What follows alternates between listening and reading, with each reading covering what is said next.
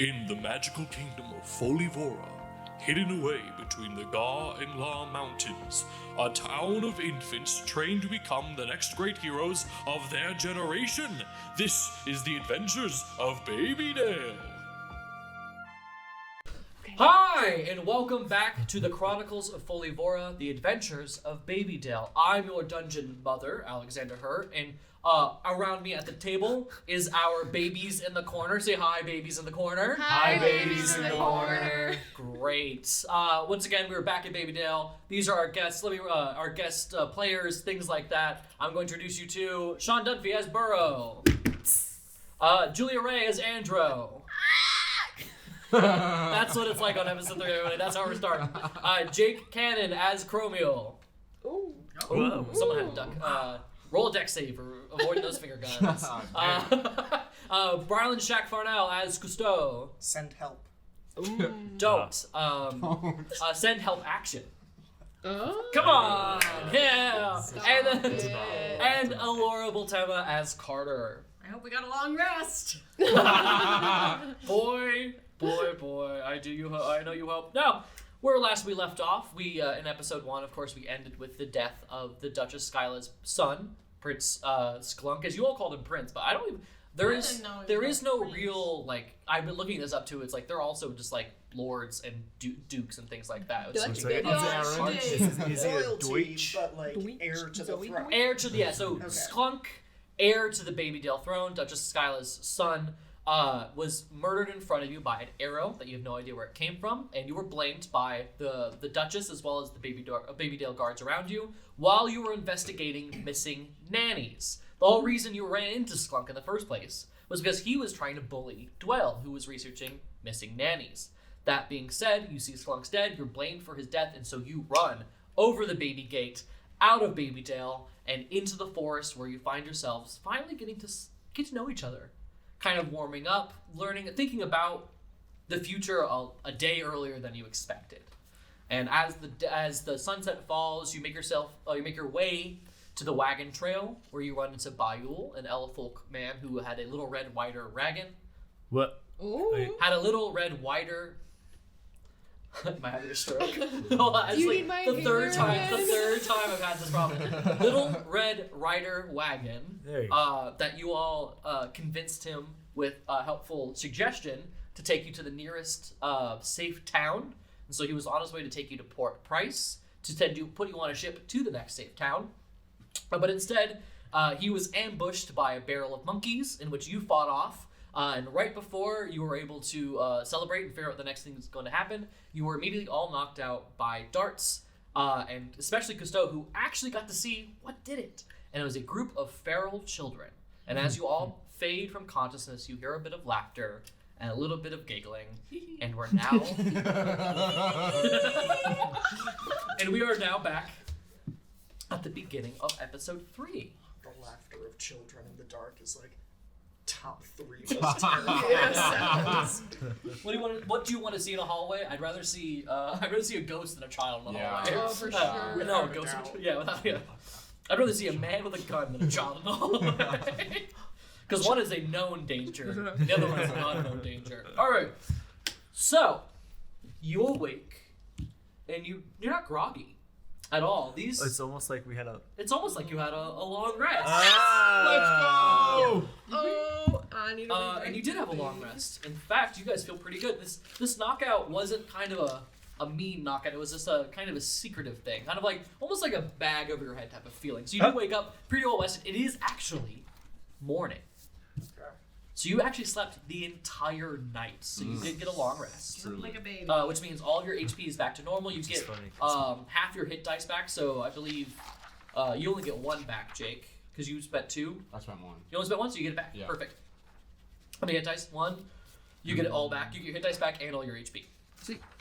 And then your spell slots are all back as well. Yes. And then we could have talked about this before, but if you wanted to change a spell, you could have, but because you didn't know you were doing a long rest, It's too late. I didn't give you that opportunity.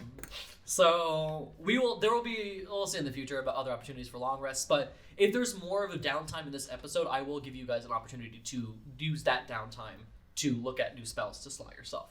But for right now, you wake up pretty well rested on cots made of leaves, bark, and wool. Very what's the word when you like unprocessed wool. So very much stuffed full of these little muslin cots on these little branches that made the little beds. And you're sleeping pretty comfortably. You're in, if you look around, you're in a wooden hut with little doors. But the wood, it's not like it looks like, I'm gonna be honest with you, you're in a Lincoln log hut. Nice. For those of you who were born after 1999, Lincoln logs was a thing that your parents used to play with. And it is these little stackable logs that we all know and love. And so you find yourself in one of those huts with a little torchlight, and it's just the 5 of you alone in the hut, and you wake up pretty well rested, but still in an unknown place. What do you do? Am I in the bank? You are still in the bank. They did We're not. not tied up or nothing? Nope. Is there any place for me to hide? Absolutely, you can hide under the bed. Okay, go hide under the bed. Okay, cool. So But I'll still talk to you guys, but I'm just letting you know, one of us gets caught, the other one's gonna, I don't know, they can't get all of us. I'm really with you guys. You're saying this as you like slowly. You're trying to assure them as you're slowly clambering underneath the bed. You're like, I'm with you guys, fully percent. You're here. You have my support. I really can. No, I'm making like a Carter-shaped lump. communication. Is that Cousteau doing that for Karder? No. So Karder hides. Well, I guess, can I look out a window? Is there a window? There is a window. You can look out. Someone look out a window. You shout that from under the bed. Someone look out the window. I'll slither up and look out the window. You look out the window and you find yourself in a Lincoln log. I would call it a fortress.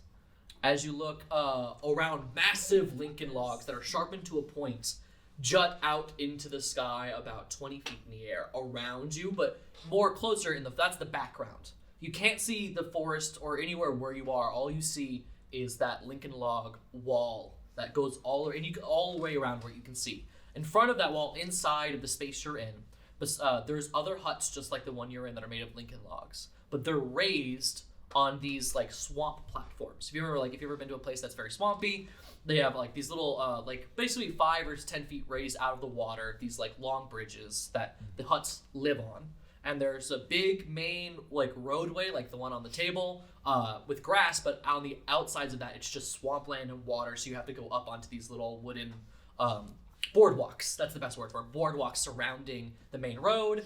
If you look to your to your left, you'll see a massive double gate that has those Lincoln logs on there, and then these little, almost like you remember Game of Thrones, the wall, those little places for people to stand and guard on that big wall at the front. And on the other side, you have a boardwalk that leads up and splits and forks. On the left-hand side, as you see, you have another massive fortress hut. Like, it feels like Chromeal, are you looking out the window at all? Yeah. You recognize it as like, if you're in an army encampment, that is where the general would be. Okay. It looks like the general's kind of hut. And then to the right, there is a fallen, like, in temple in ruins that Burrow, since you're the one looking out, you recognize it as it looks a lot like a ruined version of the Temple of the Mother that you know of in BabyDale. And so those 2 things, and beyond that, inside the fortress, but just damming over the top wall, is a waterfall. Just beyond them, it lands into the swamp water below the general's hut and things like that. But there's a waterfall, big. So you're in basically what looks like a big wooden fortress, very crude, very handmade. Nothing doesn't look professional. It looks very put together.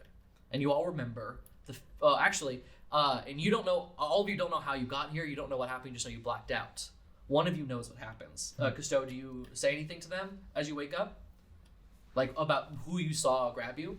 Or does anybody question what they're doing? Like, you guys woke up in a mysterious place. You go to hide, which is a smart thing. You go to see what's happening. What do the others kind of do? We were attacked by children. Like us children? Were they older than us, or? From your perception, you've never met someone older than the age of 3, but they definitely did not look 3. There were probably around the age that you recognize, and other ones are older, probably up to like you would have to guess, and you're pretty intelligent, probably between 8 and 13 too. Larger children. That's me. I'm just kidding. Chromeal? Swamp. Yes, I don't remember much, but looking out on this encampment, it seems like we're a little bit outnumbered. I don't You think see people? violence. Well, I see this big fortress. I can't imagine that we have more manpower than what is already here. I don't think violence is our answer here. And you do actually see people mulling about. Yeah. You see feral children in kind of like wood, like rough cloth wool and like leaf clothing. Very much just, and it's not like a specific style. And you also see these kids are in the tattered remains of things that each of you recognize. The Cathar Narrow robes, Temple of the Mother robes, the upper orphanage. Very few of them have any sort of tattered upper orphanage robes. So you see one or two, and a lot of lower orphanage robes. No dwarven ones, really enough, that you see of. But yeah, so you do see kids. You see them in these feral outfits, but they have reminisce of the same outfits that BabyDale has, but just like they've never been washed before. Burrow, you were gonna say something? No, I was gonna say, did I notice any guards like on that watchtower? Hell yeah. It was like Kids. How many? All still kids. Probably a couple dozen. Oh. Up there. And it's not like they're not guarding the inside. They're guarding the inside from the outside. Is what it is. So like they're not facing in to be like prisoners. It's the other way around. They're facing outwards. If that makes sense. Can I detect magic if there's any around us, or like that put us here? Yeah, absolutely. Detect magic. I keep thinking I have to roll for No, it. you don't. You just mark it off on your spell slot. You can detect magic, and once again, there is heavy magic coming from Karder, as you already know that, and I from wink yourself. once again. You wink once again. Do you look out the window when you do this, or you just want it in the room? I think I can only move. I can only detect 30 feet from me, right? True. So in the room, you guys are the only things that have magic. But I will say your sense of magic is pretty strong. You know that there is magic around this area, but nothing. You're trying to figure out like if magic brought you here. Is the thing? So if it brought us here, or if it's like trapping us in this room. No, there's no magic trapping you in this room, and the door is wide open. Oh, what? No one asked about the door. About the door. Window hiding. Like, Is there any way I can roll for insight and maybe not. If it feels like there's somebody right outside that door that's open, like hiding on the side. yeah. You mean like someone's like on the doorway and the door frame, like just beyond it? Or like to the side, like waiting for us to leave because I want to gauge the vibe. Give me an investigation instead of insight. Okay. Investigation check. And other people can do that if they want to as well. Oh, 19. That's with the +1. Yes. Nice. And anybody else wants to do it? Karder, you don't get to investigate unless you come out of the bed. You can investigate if you want to. Can I investigate what's under the bed? Chromeal, you have advantage on this Okay. because what'd you get? 1? No, I got a nat 20. Ooh. Wow. +6. Cousteau knows all. This is great. Tell us who's beyond that door. I What's beyond had the some door? other 14. questions too. Okay. Is it things that need to happen in real time or just questions in general? Just questions in general. Go ahead. not, like, looking at So just remember you got a nat 20 and we got a 19, so Yeah. something's gonna happen. So when you say feral, they're not like foaming at the mouth. No, right? they just are Probably Uncivilized. left uncivilized, but Yeah. barbaric. Unwashed. Yeah. uncaged. And then I guess my other question is, we recognize the robes, but do any of us recognize like kids that we might have known when we were like Oh. 1 or Come 2? under You the bed. don't. Okay. Because I'm lucky. aquatic people, Right. and you don't know that Yeah. many people.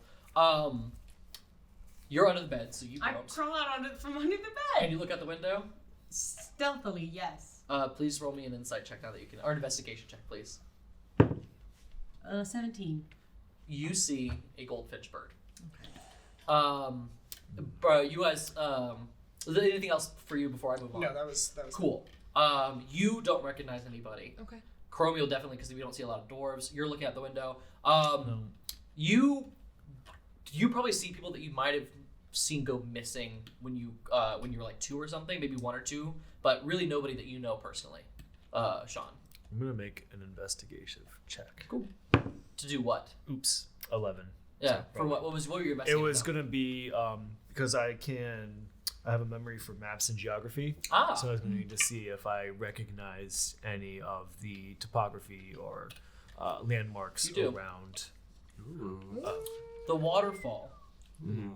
is very similar to the is connected to the watering hole you know about, the one that that you could remember distantly in your memories. Distantly in your memories. You do remember you have an innate sense of nature because of who you are, that you are not far from your origins. and this is a thing that you can talk about. But first, before you're able to, you both rolled a nat 20 and a 19, right? And this is fun. I'm so glad that you rolled a nat 20. This is a fun moment for me. And so you both do you both feel that there is somebody waiting for you to either step out of the door or for you to like say something? But none of you have talked yet, by the way. Right. And so both of you know that there's a presence beyond one of the side of the door. I'll give you with a nat 20. It's not so much as a presence waiting to attack, but a presence waiting for an entrance. So so you both know this. So how do you proceed knowing that there's someone beyond the entrance waiting for a grand moment? Can I crawl back under the bed? You don't know this. Well, I know, but Yeah, absolutely. I saw. Yeah, you Okay, I can crawl back under the bed, and then I start tearing my clothes like I see down there, Okay. and grabbing at my face. Okay. I use my disguise kit. Yes, you can. Absolutely. I want to Under the take bed. like 50 of my ball bearings and put them on the ground just inside the door. Love it. Do you do anything else as well? I'm once again going to lie for no reason. Like, oh no! He died! You say that, and you hear, "What are you talking about? Whoa!" And this lizard folk chameleon kid steps on a bunch of ball bearings, flips in the air, but lands like Scarlett Johansson, fully looks up. Oh, nice. What are you talking about? What are you doing? What are you doing? The boss doesn't need this. The boss man doesn't need this. Look, you kids, we did a good solid for you, okay? We did a good solid. And this little chameleon folk kid is talking to you in a Bugsy Malone accent with a little bit of flavor. And this kid is short. This kid is probably 4 or 5. Motherfucker. And he's and you didn't know words came out of that kid. That was just the sounds. And we're here to help you. What are you doing? Trying to hurt? You think you can hurt me? You can't do that. And he like throws a dagger beyond Andro, just to either side, being like, I can take care of myself. I don't need you. I can put him up. And he like pulls. He has no sleeves, but he pretends to pull up the sleeves. And his little like chameleon hands, being like, put him up. I want to try to grapple him. You try to grapple. Give me an opposed strength check. Okay, and this is with my. Okay, I'm gonna use my strength and knowledge. I'm gonna expend 1 charge to add. D6, I think? No, it's my intelligence modifier. Yes. So it's an additional +4 to athletics. So it's Great, because so that's a 24. Total. yeah, no, he has a +0 and he rolled a 4, so you absolutely grapple this little feisty chameleon folk kid. No, I'll talk. I swear I talk. Just holding him above By his tail or by his like? How are you holding him? by the neck. By the. I'll talk. I promise. What do you need? What do you know? The boss is gonna talk to you anyway. I don't know why. I'm here to take you to the boss anyways. I don't know why you doing this to me. Does he turn like a coppery color as I'm holding him? Well, you're a little bit more steel type, Okay. little steel color. But yeah, he starts turning the color of steel to match your hands. Interesting. I'm not trying to hide. I'm just trying to blend in, man. Blend in. Like, what's good? Let me take you to the boss, man. Okay? You get 1 question before I take you to the boss, man. What do you want to know? Can we like huddle up? Yeah. I'm gonna huddle up, like holding him back this way. You extend your arm 10 feet away like an Inspector Gadget robot out the door holding him. All right, fine, I'll be out here. Okay. I would like a little prep on who the boss man is and or where the fuck are we? Well, Bossman will probably tell us where the fuck we are. Do we want to see? What do we need to know about Boss Man before we meet the Boss Man? I am under the bed. You don't even huddle up? I'm under the bed. I am not. Perhaps we should ask, Or I guess we'll meet the Boss Man when we meet him. yeah, what do they want from us? So we can have an idea before we go into it. Nice, nice. Something to expect. Okay. I like that. So, Cousteau extends your arm back in. Just place him like in the circle. All right. What do you want to know? And he like, No, oh, I'm he can't. He's still I'm holding. Okay. holding him. What do you want to know? And he like looks. Take Oh. it, cornmeal. Okay. Cornmeal. That's a Listen good name. I like here. cornmeal. You got a great name. Great Listen name. here, you filthy reptile. Okay, cornmeal. Okay. Oh. Hey, no. The name. Hey. The name is Cassidy Tenbones. You. You're about to have 9, Cassidy, when I'm done with Whoa. Okay. Go ahead. this. What do you want with us? Me specifically to lead you to the boss man. The All right, whole, the whole shebang. Oh. Okay. So we got told by a person on the inside that things are happening. Things are happening, and then we find a bunch of the BabyDale kid. Our person on the inside disappears like 2 days ago. He like does math. He's like, I don't know, like 2 days ago. And we want to investigate. When we investigate, we find a knocked out dude and a bunch of kids standing around him. We had no idea what was going on. Bunch of dead monkeys. I don't know. And so we take you in to the boss man. Boss man recognizes one of you and says we gotta talk to him because it may have something to do with the person who's missing. And I don't know. This is what's happening. Can I? And he's like. Slowly, he's able to breathe for 30 minutes, not real air, but you've been holding him for so while, and it's a little bit of a clench. He's starting to, like, pass out. He's going blue, but not from camouflage. Can I just turn him upside down and hold him like by a leg? And yeah, no, his head started going, I don't know, this isn't any better. Put him up. His tail keeps, like, trying to do a little fist thing to, like, hit you with his tail. But yeah. We're not here to hurt you. Obviously not. We're here just to see what the hell you know, because bad things are happening around here, man. Bad things. Can I lead you to the boss man now, please? And then he starts to get woozy because all the blood's rushing to his head. Fine. Let him go. Oh, good man, Cormeal. Good man, Cormeal. Thank you. You are obviously in charge of these hooligans, and I appreciate you. Absolutely. You Thank started you. this Cormeal. Thank you, Cormeal. All right. If everybody would, and he turns and he goes to look under the bed. You too. I'm not an idiot. I'm a rogue. I know what hiding looks like. Thank you. And Karder, do you come with them or do you stay there? I say, hello, it is me, the bed. the gold. It is me, the bed. It is I, the bed. I come out, I dust myself, I say, oh, it's me, the goldfinch who lives here, and I'm very charismatic. So. Can you give me a deception check for me? Charismatic, you've been hiding under the bed. God, I'm rolling like where's I need a dice jail because this my destiny dice. 17. It's 11 plus 6. Oh, you absolutely. Oh, Nelly, what the hell? What are you doing over here? No. What happened to the other person? We've heard that. What happened to the other? That was another one looked just like you. What happened to him? You just got okay, fine. Well, I guess you can come with them if you want. Do it. I was walking along one second, and the next thing I knew, I woke up under the bed. You were just. What were you doing outside the fortress? No, I wasn't. No, I was walking in the fortress. Oh, and you just we thought, okay. The other one must have The just. kid said there were 5 of you, so like I didn't knock They you guys must have out. gotten us confused. By the way, knocking out you guys. Knocking you out, not mean thing. We're very secretive. The fortress is very protected. I don't want people to. We didn't want people. I didn't do it, so don't blame me. But you got knocked out. I'm sorry. I said there were 5 kids, but if you're here, where's the 5th one? I don't know.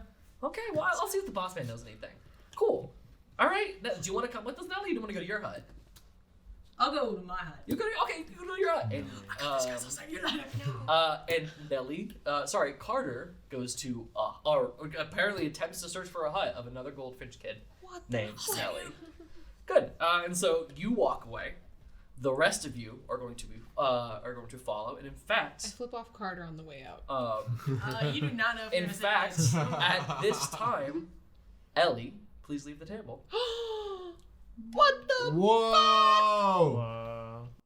All right, Ellie has left because Karder was going to, in the disguise of somebody named Nelly, is going to explore the fortress. And you all are being taken by Cassie Tenbones to the large, across the bridge, not to the temple, but to the left, to that general's hut. You walk inside, and with their back turned is a large, imposing man. Not man, I would say. You take a look, I think it's a man, but really it looks like someone that's probably 16 or so. They turn around, and you recognize that they are a dwarf. The only one you've seen so far. Burly, taller than you, but still dwarven heights. Probably at the height they've reached like 3.5 feet. Burly, with a beautiful goatee that just kind of keeps going down there. Wild hair, like fully up, very Goku type of a deal. And he turns and he looks at you, and you realize that his mustache is not fully looped like yours, but it's starting to. It's very similar, but has the full goatee instead of just that. And he looks at you, looks at all of you, recognizes that one of you of the 5 is missing. All right, well, he says, looking at all of you, going, I was gonna do that anyways, but they'll figure it out. Hi. Welcome. I'm sorry. It's a lot to do. I apologize for the pretenses. This is a very sacred place that you've just entered. Not willingly, of course. You would never have been able to find us willingly. But something bad is happening. Sorry, I'm getting ahead of myself. And he slams down this chrome, gorgeous great axe rocks. Mmm. Beautiful. Wow. Shinier than yours has ever been. That's amazing. He looks at you and goes, I like what you're working with as well.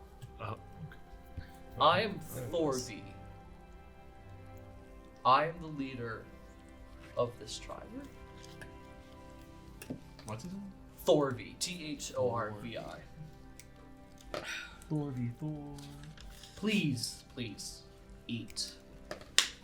And as he claps, and it's not really like I'm extravagant, I'm the ruler of this, but this is a general duty of kids for guests right now. And he claps twice, and other kids, not subservient at all, but like kids happily there, are bringing out grains, fruits, veggies, some breads and stuff like that. No meat though. All of that, and they're spreading out. And Thorby goes, eat, please, be well.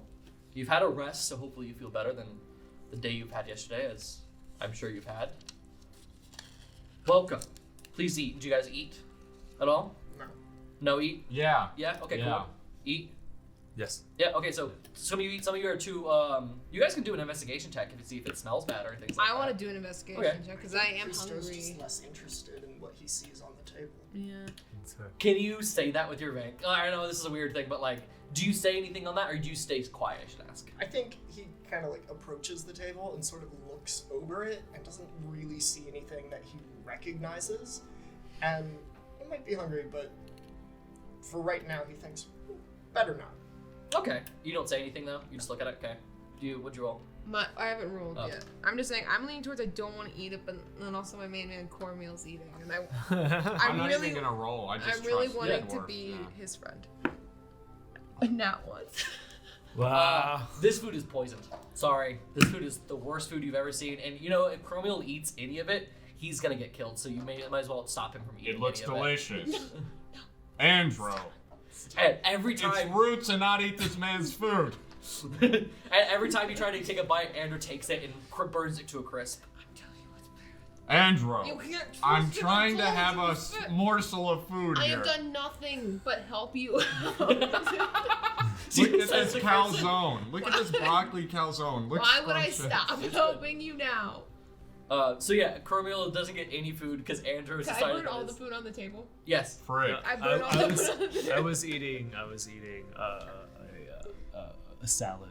You are, and then it still gets burned by Andrew being like, no! My Caesar salad. No, not the chef salad. No. My hard-boiled egg. That was my heartburn egg. So Thorby just kind of looks at the smoldering ash of food that was left out. The kids who brought it in were just like, I worked hard on that. Get fucked. And like, there's this one like human girl with blonde hair and pigtails that like it has a nice like very very dirty apron. Obviously, someone who's been up since 3 a.m. like making bread, looking at like the charred remains of what she'd made, and just like, no, and then just runs out of the room. Thorby like reaches out and goes, "It'll be fine. All right, look, I get your trepidation, and if you don't know that word, it's because you're 3. You'll learn it later. I understand why you're worried. Worried is a better word for your age of what's happening here. Let me put you at ease. This is the Foster tribe and the Foster fortress. We are the Foster family. We are kids, preteens, 1 or 2 adults that have made their way outside of BabyDale. Not on a quest, not at Journey Song at 3 years old, but when we wanted to, when we felt it was right, when we didn't want to be there, from bullying, from racism, which is between speciesism, really, between animal folk and human, anything that happens. We find ourselves out of BabyDale, find ourselves out in the forest, and we find ourselves here.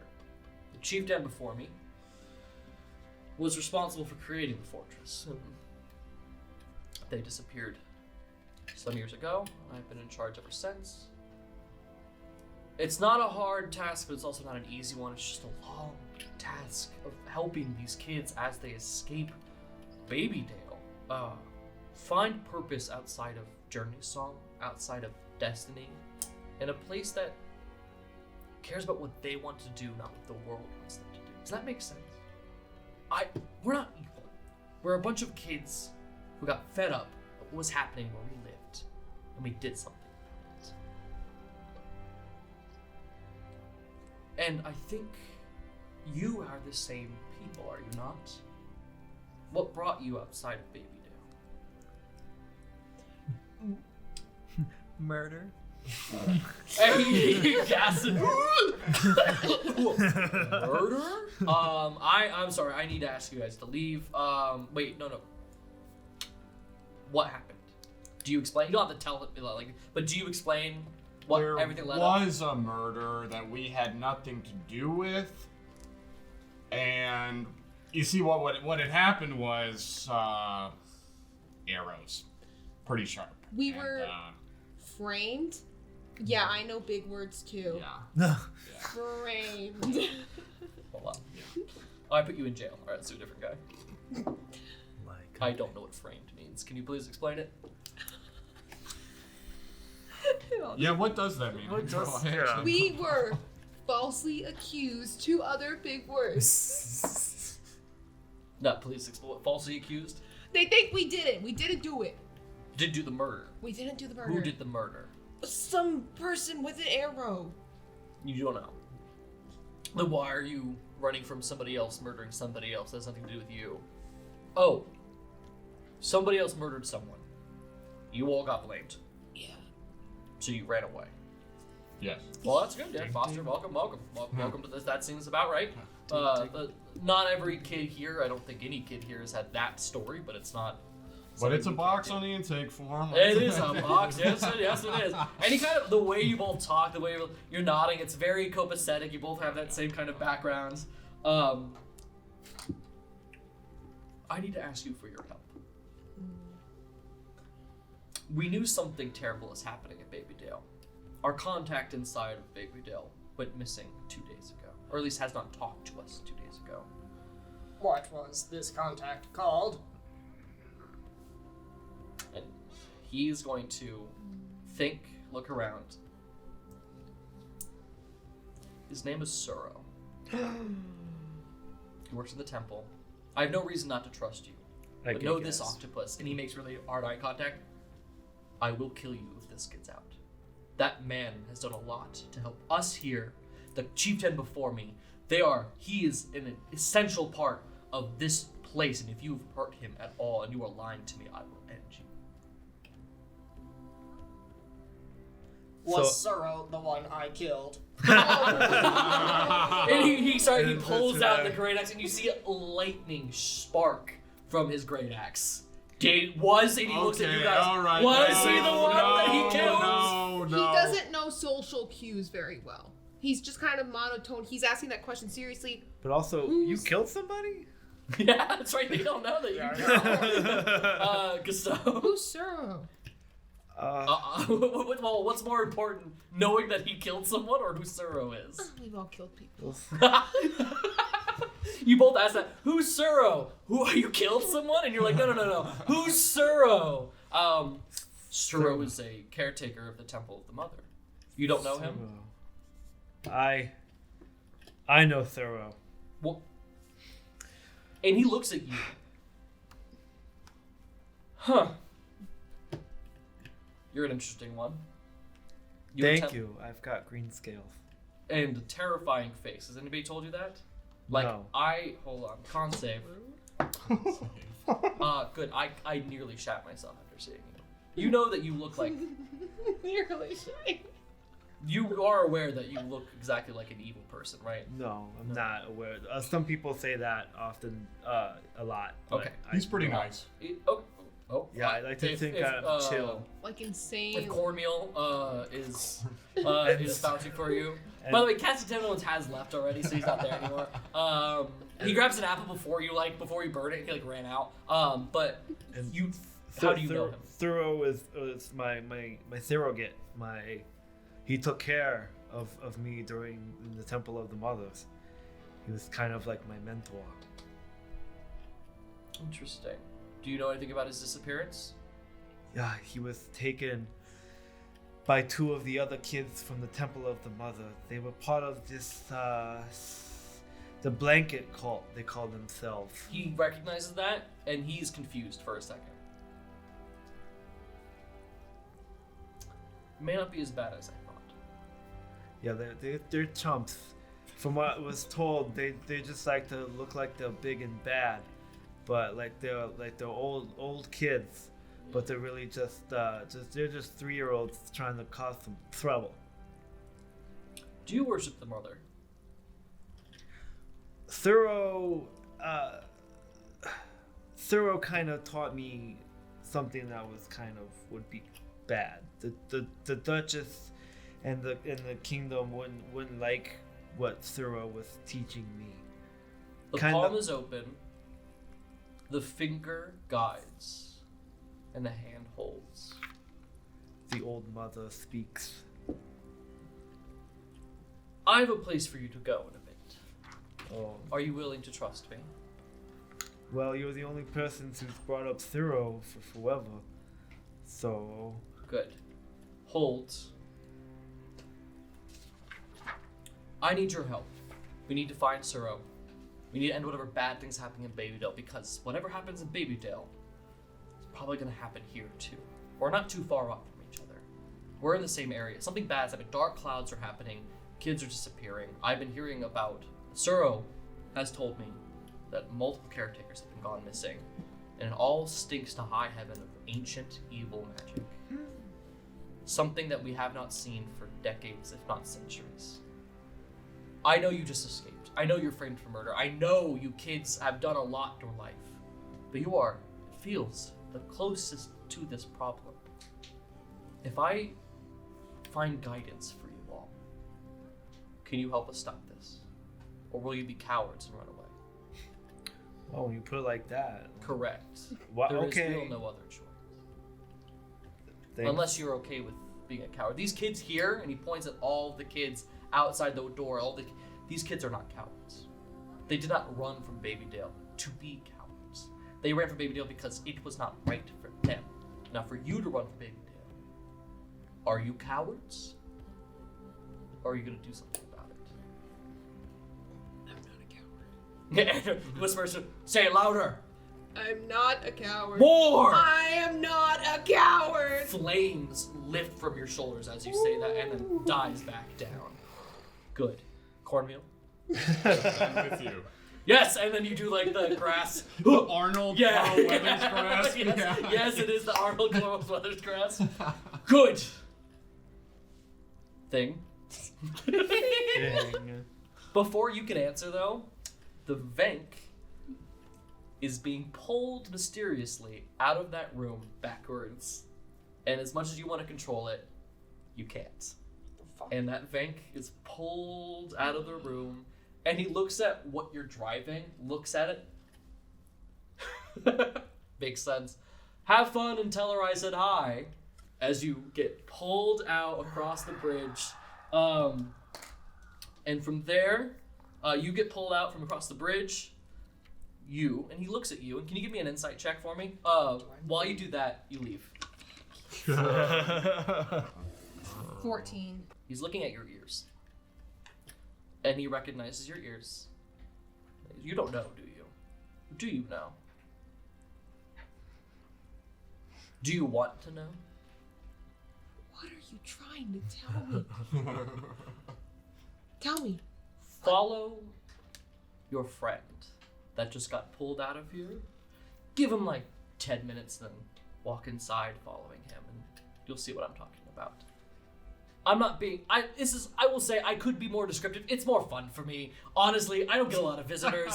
This is a fun thing. Like, mystery is fun. I don't want to be, the person you're going to meet is going to want to be the one to talk to you about this. It's not ominous. I'm not trying to be mean. It's just not my place to tell you, and it's more fun to be this way. Is it okay? I don't like it. Well, have fun in life. I will, but like, maybe give some more description, my Well, guy. maybe sometimes, just roll with the punches. Didn't like You need to roll burn with the all his punches. food. All right, and he like slams down the thing, and he's like, all right, get out of here. Young one. Don't apologize. This is the way I wanted to do it. Are you ready to Are you ready to meet those who have more answers than I do for you? Well, gee, I hope so. Good. So what you're going to do? Leave? Not yet. Don't move. You like start to like, no wait. Don't go all the way down. Do you see a familiar temple in this place? It's almost like the ruined temple of the mother. Visit and say hi, as nice as you can. Like super nice? Super nice. Even with my face like this? Even with your face like that, it is a face that only a mother could love. I see what you did there. It's like flicks his hair a little bit. It's like in the air. He's like, woo. All right, now get out of here, you rascal. All right, bye. Like, he's fun. He's a lot of fun. He is. I told you, He's he a is a guy. good guy. The others I could take or leave, but he's a pretty good. What are you gonna do? guy. And all that's left is Chromeal. As the other kids exit and leave, Thorby watches them. And as he watches nodding, he turns to you. And for a moment, he wants to decompress the kind of soldier, statuesque, general type of feeling, but he holds it. And he looks at you. And he turns around, puts his hand behind his back, and looks at just out the window at his kids, running around, playing, being kids that are enjoying themselves. And without looking at you, says, "Attend hut." Do you snap to attention? Oh, of course, yeah. Good soldier. What was your graduating rank? 1. Very nice. What do you choose? What do you choose? What do you want? You were today, actually, supposed to leave, I'm told. This is true. What were you hoping outside of the gates?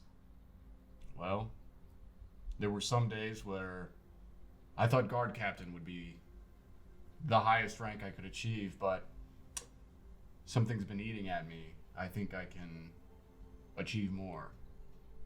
Greater than guard captain? Always. Only thing larger than that is the king's personal guard.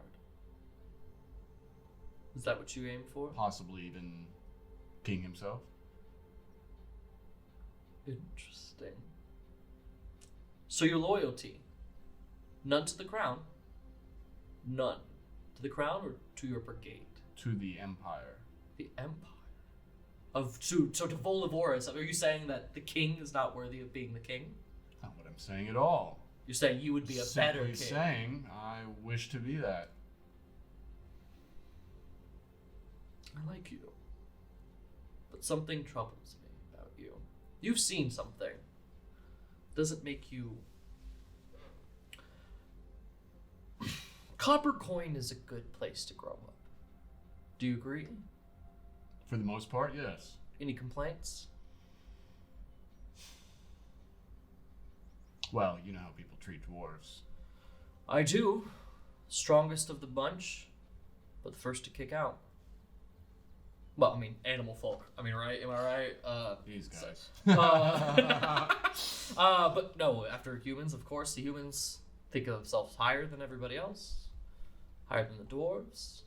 Just because they're taller. And higher than the animal folk. But, yeah. So you feel that you would be a good leader. And he drops it, and he just kind of thinks, he goes, look, man, look. Have you ever been, like, in touch with your emotions? Never, sir. How does that? Drop the sir, man. Like, I am Thorby. We are... I can be that. I can be that general. But that's the problem with copper coin. You fight, you attack, you draw, you go for it. You've got those goals. You wake up at 6 a.m. Grind, grind, grind. Literally, an axe on the grinding wheel. Grind, grind, grind. I'm talking about this. No stop. Get those ranks. Move on. Go up there. The pressure. No one... They says, how well can you do it? But not... How well are you? So Chromeal, truly. Sorry, cornmeal. Do you ever correct him? No. Yeah. So cornmeal. Do you ever feel like something other than just aggression, violence, service, duty, loyalty? Is there anything else inside of you? Aspiration, passion. Sadness? Perhaps for opportunities lost, Happiness? of course. When? When was the last time that you felt happy? Not because you won something. Not because Orkel, and you recognize that he knows Orkel, which makes sense because he's a BabyDale kid. Or is it only when Orkel pats you on the back?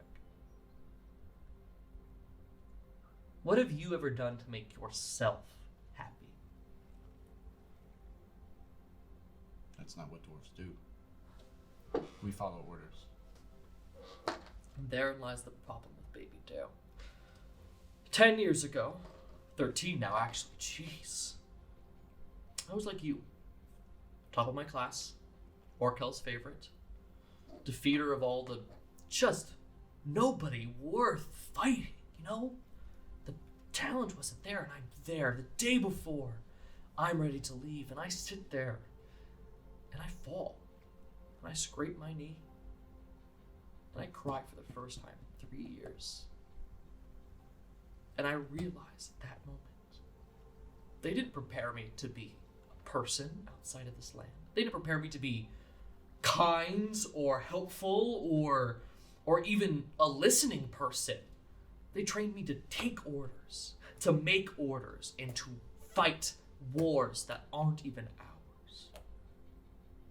So I ran. Found a crack in a wall. Escaped through there.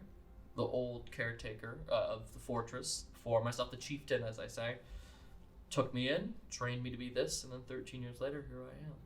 I found purpose outside of war and conquest and battles and aggression. I found purpose in helping others find happiness and purpose. What does that mean for you, Chromeal?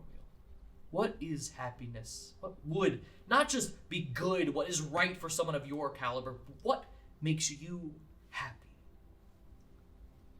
You don't have to answer now, but you can. If I can speak freely, Absolutely. it does bring me a certain amount of joy to see another dwarf such as yourself in a similar situation as mine. Similar scars, whether they be battle or emotional. You are like a reflection of me. I see it, but I don't see the fear that I had for you. I see desire, but not for rankings. You want to prove yourself, but to who? Perhaps to myself. And he leans back. Good. So now remember that. As you face the world and the weight that you carry on your shoulders, most likely leading this team of, quite frankly, idiots. Am I wrong? Am I wrong? No. Yeah, no, I know. You know you're 3, you're gonna no. grow up, whatever. Idiots. You are going to find moments of purpose in given allegiances and things like that. But remember, at the end of the day, when we are but dust and bones, who do we owe anything but to ourselves? But that does not mean that we do not care for others. Is that understood? Understood. Is that understood, sir? Understood, sir. Good, and you clap up and you give a little salute. Hold true to yourself. Follow what you believe is right and protection, not what others tell you, not even me. Are you ready? I am ready. There's a chance that those you know and love from the dwarven orphanage, may not be on the same side as you at the end of this. We can't trust Orkel. I learned that a decade ago. You're going to have to choose between the loyalty of a father figure and the loyalty of what you think is right, and I hope you choose correctly. And I want to give you something that'll help you lead and make that choice. Okay. Before I finish, Cornmeal is an interesting name. What is your full name, son? Chromeal Warstash. And good, so you do your full name, you say Chromeal. And he sighs, and here's your last name. My name is Thorvey Warstash. I think this belongs to you. I was given this when I was your age, and it never felt right. But now that I've met you and I've felt the weight of it in my hands, and he looks at the axe that he wields, nice. this beautiful axe. He weighs it, and he sees that you're a great axe. I think it belongs more to you. Tradesies? Yes. Tradesies. Traces. And you give him your axe, and he brings back to you the Jupitax. Jupiter axe or Jupitax. Okay. This is an axe that is +8 to hit, so Ooh. it adds 2. It's D12 plus your strength slashing damage, so I think it's D12 plus 4. You can't do one-handed. We'll talk about that later. You also have every day, so after a long rest, I would say, Sure. you get 2 charges of Thunder Wave. Ooh, nice. So it channels, and you hold this axe, and you feel this thunderous lightning arc from the axe through your arms into your mustache, and it tightens and sparks, Nice. and it travels back out your other hand, and you hold it. You feel the power of this gorgeous axe, and you have this now, and you level up. Oh, Congratulations! great. I have a new sheet for you. Excellent. Hi, we're now meeting with Karder. As we know, Karder left before he even met the chieftain, Boss man. the boss man. And you go walking around and you find yourself, you go and ask people, like, you're very deceptive, being like, hey, guys, I drank too much last night. You guys know where I live? And they point you to your hut. And you walk in, and inside the hut is the real Karder. Yes. And at this point, I would like for you to explain to our audience at home what the hell is going on.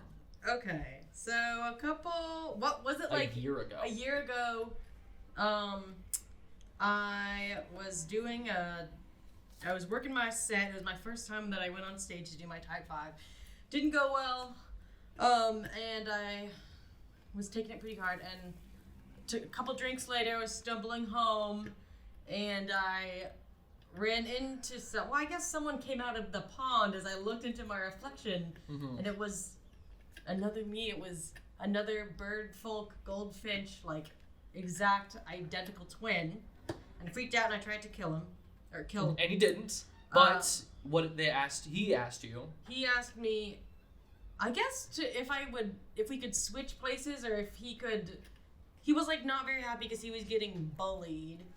At the upper orphanage. And so he wanted to leave this place, and he had heard about a place, there was a crack in the wall, and so we go over, and I helped him escape, and Nellie, humble Nellie, that is my original name, shed my lower orphanage status and assumed the role of Karder, and I took over his life, and I've been living in the upper orphanage ever since, again, continuing to hone my craft. And Prince of the Pauper did. Yeah, exactly. And I watched him leave, and neither of us knew what was out there, but now he does, and I'm about to find out as well. Yep. And so you walk into Karder, or as Cassidy called you Nellie. So we're flipping now. Are we gonna go by? Can we go by Nellie now? Yeah. Well, now I'm. So Nellie has now walked in, and Carter's back is turned. And here's someone enter. Turns. A bird's eyes have never been so wide. Just be like, you. What do you mean? Shh, no. Shh. You need to get me out of here. Tell me, where is he? What is going on? We're in the. Oh, that's right. You have no idea. That's me as the DM. You have no idea. Who are these feral children? This is the Foster Fortress. Okay? This is the tribe, the Foster tribe. These are all the kids that did what I did. That ran away from BabyDale because they were being bullied or not having a good time or just not feeling like it was a good place for them. So they came here. I didn't mean to come here. I just wanted to leave, and I thought I was gonna leave and then like find myself like, I don't know, in a town with streets paved with gold, and I was gonna eat a bunch and then become like, I don't know, like a lord there, and I thought it was gonna be like super swag and easy. But no, I'm in a fucking town full of feral children, and I want to get out of here immediately. And before he's like nastily whispering, a frog folk woman opens the little curtain to his hut, and she's got a little hat thing, and she goes, oh, Nellie, could you help us out with moving something real quick? And Karder completely code switches and goes, yeah, of course, I'll be right there, just chatting with a friend of mine. Great. And that woman leaves and turns to you and goes, I don't want to do that. These kids are gross, smelly, disgusting. I don't want to be here. Okay. That's just what normal people are, okay? I'm not normal. I don't deserve to be here. I deserve to be rich. I'm confused. What? So are they friendly? I mean, other than being nasty and horrid, like... You ask, are they friendly? And another person comes in, a little dog folk boy, like bounds and like, thanks for your help with the game yesterday. And he hands them like a basket full of muffins and then walks away. And Karder's like, throws the muffins. I hate it here. I know you hate it here. Are we in danger? No. Okay, listen, I have to tell you something. Me and a group of people, it's a long story, we were banding together, we escaped. The day before, we accidentally killed the prince, but that's not important. Shh. What? And he squeals. You killed Skunk. I put my You put wing over you put the wing on the mouth. We didn't. We witnessed someone kill him, but the blame is being on us. We were trying to escape. We were trying to escape to a place called Port Price, yeah. Port Price. But we got stopped along the way by these feral kids. Is this just as safe, or worse, or safer than Port Prince? Look, the kids here, feral is not like the best word. They're unkempt, but they're nice kids. If they kidnapped you, it's probably to protect you. For what? Or they needed your help. I don't know, bad things are happening here, man. Have you not heard? Like bad things, like kids stopped coming in. Like kids stopped running away, or at least being able to, a couple months ago. So we stopped getting kids in and haven't heard anything from BabyDale in like 2 or 3 days from our contact inside. Well, I mean, haven't they always not been able to not? No, babies have very easily been able to get out of BabyDale if they just don't want to be there. It's pretty easy, especially if they're not really like. I think us having a hard time is because, I'm an upper orphanage kids, but these kids were lower orphanage. Like these are kind of kids that. Honestly, BabyDale doesn't care if they live or die. And you know what? I don't either. But what you just told me is that you ran my name in the mud, and I, Karder, am accused of killing a person. No, I, Karder, you, Nelly, and you, Nelly, just got muffins that you wasted. I was planning on, like, immediately coming back to BabyDale. As soon as there was a way, but our point of contact that was going to help sneak me back in disappeared 2 days ago, right before I was about to come in. Who's for your that? contact? Some guy named Suro. He works at like the Temple of Mother. I don't know, just some guy named. But just some guy named Suro. He like works at the Temple. He was going to sneak me back in time for Journey Song, so I could get a brigade, pretend I was always here, and then go. Gosh. Listen, this isn't. If you had come back. You would have been in the same position I would have been in because I was in that brigade that you were assigned to, and you, Nelly, were assigned to a different one. So if anything, you should be thanking me because you'd probably be dead if you were in my situation. Look, can you help me sneak back into BabyDale or not? You do not want to go back there, especially the way you look now and who you are. Now, tell me about the chieftain. Thorby? Who's that? He's a dwarf. He's a really nice guy. Like he's nice? Too nice. Yeah. Too nice. He's extremely not too nice as in like something's wrong with him, but like he was trained by the other chieftain. Well, I don't know the other chieftain. I came in here after that, but apparently the other chieftain was like a saint, and like Thorby is trying to be just as big as a saint, but like he's not that good at leading. He's kind of trepidatious. Give me the hottest gossip you have here. Oh God. Give me some ammunition. Some ammunition. I don't even have to know. At any moment, we are terrified that BabyDale is going to tear us down and capture us. So BabyDale knows that this place exists? We know Suro does inside. We don't know who does, but we've assumed since we're so close nearby that they are just okay with us being here because they don't want the kids here. You know what I mean? Like, the kids here are probably better here than they would be at BabyDale.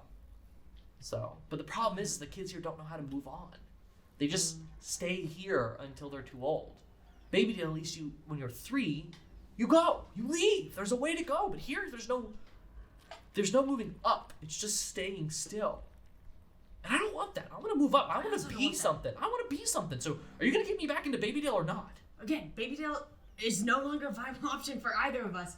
The most viable option, I think, is for us to both just go back to assuming the identity of Nelly. We'll just trade off. We'll share it. No, No, and Karder is not a safe identity to assume, especially not in BabyDale. it's who I am. It's no. And you know what? You know what? Fine, let's switch back. Know what? We won't switch back. I'm just gonna take it from you.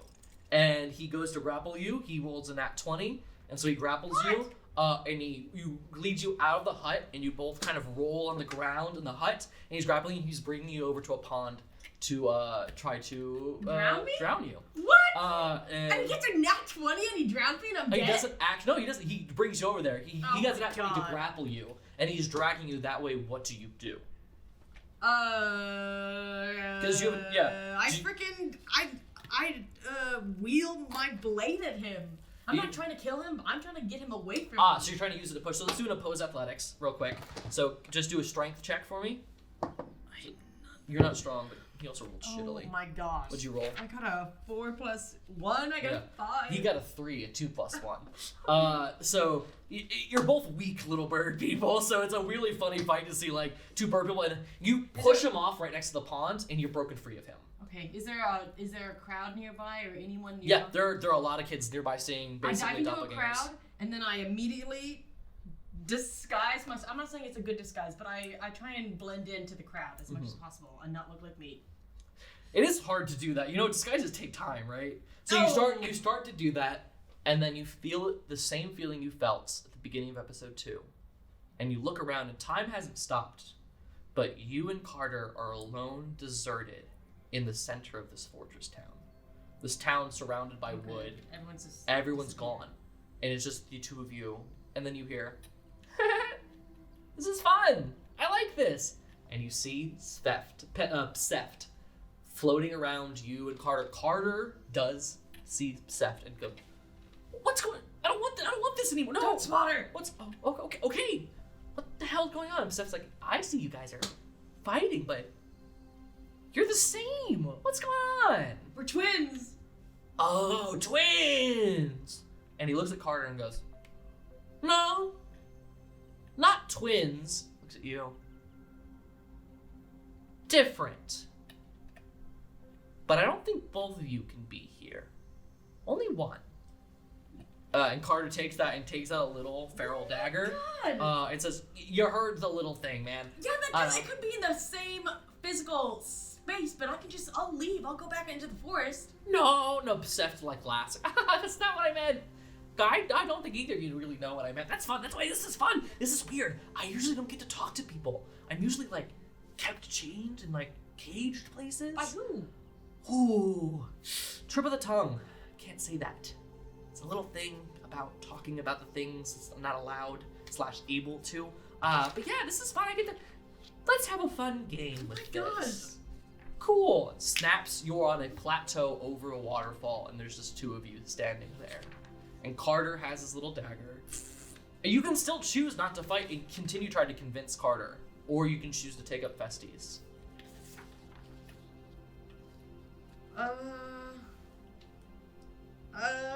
Okay, fine. I guess I take out Festies. Mm-hmm. And so I need you to roll initiative for me real quick. So just roll a d20, add 4. Oh gosh, a 2 plus 4 is a 6. He rolled an 11, so he's going to go first with the dagger. He's going to attack you. Are you serious? I should have killed that fucking fucker when I first fucking met him. He misses. He misses with his dagger, but he's right next to you. And so what do? Do you use Festies again? You have spell slots still. But Can I shove him? Yeah, you can push him away. Yeah, shove is just a push 10 feet with strength modifier. So, give me a strength to just push him with +1. 14. Yep, it does. 14 it plus. pushes him. You push him 10 feet. Okay. Push him 10 feet, so he pushes back. And then do you do any actions? I guess I say like, am I going to have to is there any change in your mind, or do I have to do we have to fight till the death? That's what I asked him. Seth laughs and goes, the only way to win, really, is kind of either, or I kind of agree that only one of you guys can be here. So it is. We just have to kill each other. I mean, you had 2 options, but you chose one. You have. What do you mean? What was the other option? Choose which one. You guys don't have to fight. You just both of you. If both of you tell me, But one of us has to die. one of you just can't be here. If you tell me which one doesn't want to be here, When you say here, I'm confused. yeah, you're allowed to be. You're 3. Okay. I'm confused too. This is fun! Yay! And the I'll just little pink continue. guy Okay. floats around. Carter's pushed back and like terrified that you've actually fought against him. He's not used to that. Well. So he's kind of he's a little like, huh. And so do you want to talk to him, or do you want to just straight up try to attack him? And Karder does it when you push him. Karder says, "This isn't fair. This was my life. My life. I deserve all the goodness. Listen, I'm all not fighting big for the stuff. identity of Karder. I'm fighting for the To live. to live. Yep. Okay, I attack him with my blade. Good. With Festies. Oh gosh. It's a 6 +5. plus 5. It's 11. It is hit. It hits. Okay. So roll a d12, I think. Let me double check. Hold on before you do that. D8. So double pyramid. That's an 8. Good. It pierces him, and he does tell the truth. I should never run away. It's not that I don't want to be here. It's just that I want to be pampered again. I want people to take care. I want people to wipe my ass for me. I don't really want to be here Okay, now I anymore. turn to Pacific Seft, or whatever. Seft, yeah. I say, do you hear? He said he didn't want to be here. Is that true, Karder? Do you not want to be here anymore? And Karder is going to... yeah, exactly. I don't want to be here. Yep, and Seft goes, great! And Karder vanishes. Not like guts or anything. Just vanishes. Okay, And then snaps again, and you were back exactly where you were before. People are still around, but Karder's disappeared. And Seft is still sitting here, like, next to you, like, in the air, like the Great Gazoo, like, kicking his legs in the air like this. being yeah. like, I turn to Seft and I say, am I ever going to see Karder in this waking life ever? this waking life. Such an interesting way to say that, you know? In a waking, and maybe a life. But we'll see. This isn't fun. Before I leave, you gonna tell your friends? But I... Ask that question, disappears. Wait, I forgot to give you a kiss! And he pops back in. And he gives one back. Oh, thank you. Thanks! Flies away, disappears. You hear bang! The doors that you see, those large double doors at the end of the fortress, blow open. Kids scatter and there's smoke in the air, and you run to investigate. Yes, you do run to investigate. But before you do, you feel, now that Karder is gone, you feel a part of yourself has grown. Oh. And you feel that you have leveled up. Oh! And because you did not kill Karder, you're going to be a level 4 bard, but you're now a new kind of bard that we've invented for this game, called the Wind Song Bard. Oh. Hi! Now that we're in, now we've got Cousteau, or Briland, with us today. As you know, Cousteau has been carried back mysteriously by a force, pulling him across the bridge, down into this little secluded alley, into a little hut with torches on the front. And this hut is on its own boardwalk, but it has its own stilt legs. So these little 4 stilt legs below, its own little porch patio thing. It stands alone by itself, and then there's a stairway that leads into the front entrance with a cloth over it. And you have no choice, unless you feel like jumping out of the bank. But like your bank is being pulled all the way into there, and it is pulled backwards through. You're passing kids, and their eyes widen as you and the bank is yanked magically up the stairs into the hut. Pushing past the curtain to the entrance, the bank slows to a stop in front of a mysterious person whose face is the fireplace in the corner. The figure turns to reveal an amber-haired, older woman hunched with her weight on a metal cane. And she looks at you, looks at the bank, and smiles. A smile of nostalgia. You wouldn't recognize that, Cousteau, because you have no idea what nostalgia is. She says, I'm curious. How did you find yourself in one of our own? And you look, and that's what the woman asks you. And she doesn't ask you as if you're just, what are you, a thing? Right. She asks you like a person. She sees the intelligence in your eyes. This device I found beneath the surface of the ocean. I learned to communicate with it, and it helped guide me in creating this method of transportation. You say that, and she nods, and she understands. She puts her hand to the metal. And the metal, just a little blue glow, nothing that's like intense, just something that feels like, to you as someone who's thinking about it, feels like something identifying. Okay. More like a scan. She stood and goes, Vern, lovely. Thank you for being a friend. Sorry if this is rude, do you know what a friend really is? I am becoming familiar with the concept. Interesting. You know what Vern was. Yes. Did they tell you about what they did? And Yes. for our audience at home, do you want to explain how you came upon this and a little bit of that knowledge? I can fill some blanks in too, Yeah. but Vern was a warforged. yeah. So that- a base for those of you who don't do D&D things, Yeah. basically a wood and steel automaton.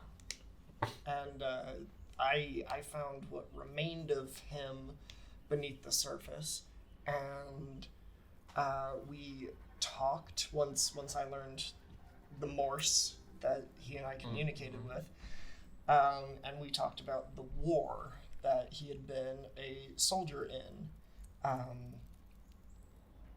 Elves had created the Warforge to fight against magic users, right?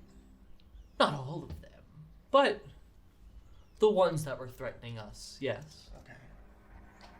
Good. So, and for the audience at home, yes. So he finds a automaton underwater, uses that person to basically build his own tank. And the voice that you speak with, she smiles fondly at. Goes, it has been decades since I have heard a voice like that, and it is music to my ears. I'm sorry. You're an inquisitive one. You probably want to know what's going on. Are you a member of the race revived? Unfortunately not, because there is no revival of our race. We're gone. And she goes farther to explain. Her voice is a little more. Her voice is up here. I am Narween Ellora. Or you can just call me Nar the Elder. I've been not BabyDale, in the Foster Fortress for not as long as I'd like. Barely a decade, but it's been a home. But before I was here, I was, I have to explain a little bit. Elves didn't die, per se. Do you ever think that it's really hard to genocide people? And she, very bluntly asks an octopus in a big genocide is it's, you can't really wipe everyone off the map. But you say you did, right? It's the better things that, she's really talking to herself as she explains. But, so, when the elves lost, we weren't all murdered. Most of us were, but the rest of us went into hiding. We did things, and she touches her ears that have the same flat top like Andro's do. We did things to modify our standing, make us not stand out. If you're old enough, you could recognize us, but the young ones have never been trained to know what an elf looks like. Do you know what it's like to have not your race killed, but your culture evaporated like you never existed? What's worse, truly? Genocide is awful. No one is not saying genocide is horrible. But genocide and the death of culture is truly the final death knell for a race. And so the kids now have no idea what an elf looks like. And those of us who are old enough to deal with being not full, just sometimes some of us have, we do things are to make ourselves fit in. And I came here because I'm too old to fit in anymore. And my presence asked too many questions to people who did not know the right history. And the kingdom didn't really like that. So instead of me dying like they wanted, I came here. The former chieftain before Thorvey took me in, gave me somewhere to stay and to think. And honestly, before I felt that magic coming from your, what do you call it? The bank. Your vank. I was not happy, and now I've met you and I've seen our culture didn't die. Our invention lives in you, little one. Yeah, I don't know, you're young, you have no idea what that means. But it's lovely to see someone embrace technology. You know, that's what we were. And she goes on the tangent. We were elves. We weren't here for magic. We weren't here to conquer people with spells. We were too good for that. It wasn't about, a creature. You were builder, young one. You understand that we should not just push magic into rocks like cavemen. Enchant this rock to hit someone. Great, fantastic. What next? It's a volatile philosophy of lazy miscreants. We understand that magic is a fraction of true invention and knowledge. Why enchant a stone when you can hone the metal to precision and then enchant it? Why enchant the wheel over the cart? Make the cart perfect, then enchant it. Why heal the wound instead of just making sure the sword never pierced it in the first place? Your inventions are not merely tools. They are not merely magic items that you need. They are your creativity, born alive, and that is what our people were about. Creativity, invention, knowledge, and those people in Sasonia. Actually, not Sasonia. I'm going to retcon that a little bit. It's Pelosa, which is what she says. Pelosa, which is what Pelosa didn't understand. They were frightened of things outside of their understanding. Oh no. A little bit of movement from a robot, an automaton, and they wanted us to just say, no invention, just only magic. No more building, no more creating, just put magic into this sword and let us fight with it. They do. These people in this place have no idea what true invention is. Do you? Invention is understandable. Yes. Magic is a force unknown. Correct. They're okay with the unknown because it works for them. And when it doesn't, they say, that's what it is. Invention is concrete. It is assured. It is a test and trial to real science of life. We are inventions of nature, not magic magically happening to us. And I see that understanding in you. Before I knew you were inside of this thing, I was about to just force you out of it, keep the Vank for myself, and just sit cozily in my memories while talking to Vern. But now that I've met you, I ask one thing as you continue your journey with the Vank. Respect the creation, or endure destruction. She gets very dark at that last one. You can tell if you want to. Do you want to do a nice little insight check for me? Because you're shit at it. That Yeah, down you're good. real quick. Respect the creation or endure destruction. You are a fascinating little creature. Why do you need the Vank so much? You could swim. There's a whole lot. You could leave immediately. There's a pool of water. There's a river that goes straight out to the ocean. You could be free immediately. What'd you get? Just a natural 20 on an insight check. On an insight check? Yeah.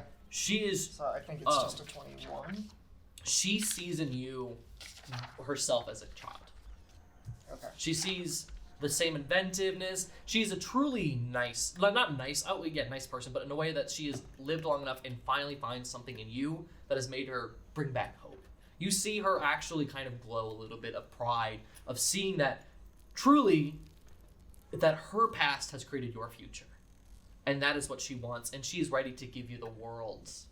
And she does, but she really wants to know, what do you need Vern for? Truthfully, what is he protecting you from? Did you know Vern? No. I knew many like him. I knew many's burping in the middle of a shoot. No. I knew many like him.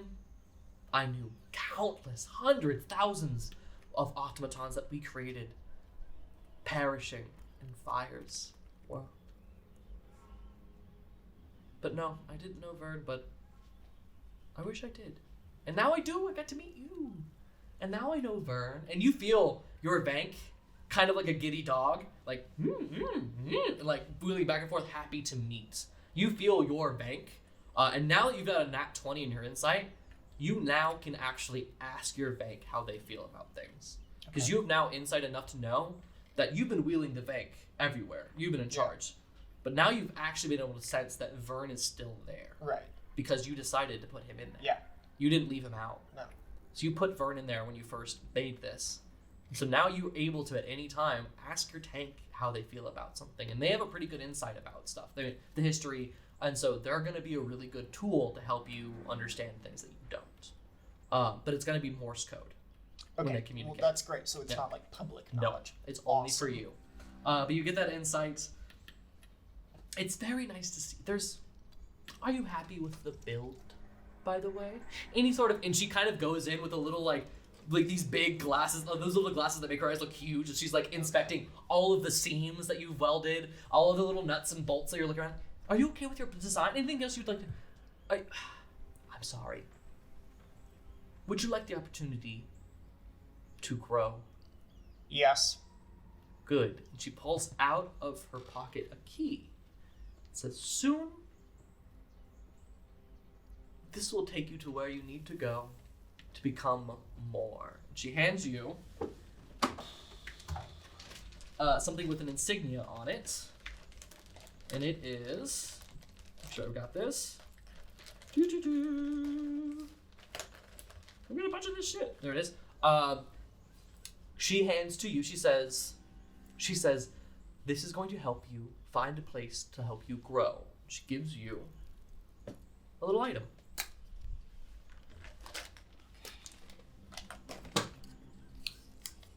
Pam's key. Yep, you just see a key that says Pam's key on it. And before you hear and I'll say now, you hear a bang coming from the very front of the fortress. And she turns and looks, and then looks back at you, feels something shiver through her body, and go, oh, okay, Vern. And the tank goes, Vern. Protect him while this happens, but somebody else needs to speak to Cousteau now. And she reaches her hands through the glass. She phases through the glass, touches you on the forehead, and you pass out. Welcome back. We are now with Andro, and so you follow Cousteau's little vank up through the crowds. It's not trying to avoid you. It's just following a little path that it's being sent, and it's going up this hut that is raised above the others on its own 4 stilts, with its own little porch patio area and a little curtain. And you like Thorby said, you wait like 10 minutes, or like 10 minutes, and then you wait 10 minutes, and then you come in and you see that Cousteau is in mid conversation and gets touched in the forehead and passes out. And next to Cousteau is a elder woman with amber hair and the same ears as you, and looks at you and is taken aback. Truly, this is like a great day for her. She looks and she sees the bank, and she turns and goes, oh, a wonderful miracle, child. She brushes past your hair, touches you at the side of the head, goes, do you know who you are? It's a loaded question. And I need a loaded answer. Do you know who you are? I know part of who I am. Do you know what you are? Human. Sorcerer. Interesting. She will. Do my big die.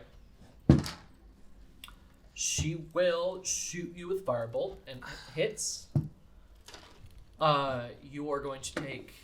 Oh, no, that's the wrong one. Firebolt. There we go. You're going to take 7 damage, but you're going to get it back as 10 hit points. Remember? Because it's fire damage. Fun fact about Andro, for those of you watching at home, Andro has a special mechanic to where if they take fire damage, they will lose the regular HP, but will gain it back as temp HP as the body, as this woman sees the flames erupt around your body and absorb, and then come back in and suck in and goes, Phoenix, aren't you? Don't lie. Trust me, not a lot of people can do that, little Phoenix. So, are we going to talk about, the good things and the bad things, or do you know who you are? I don't know. I don't know what you're talking You about. don't know that you're a Phoenix. I don't know I'm a Phoenix? Yes! The Phoenix! Do you not? So much to say, I don't have a lot of time. Do you know that you're an elf? No. Can you give me a con save for a second? Your con is pretty high though, so it's plus 2. 11. You don't pass out, but you feel like it for that information. Do you even know what an elf is? Child. A century ago. And she tells this tale, and in your mind you see this great forest. This great forest full of people that look a lot like you, but with ears fully pointed up and proud.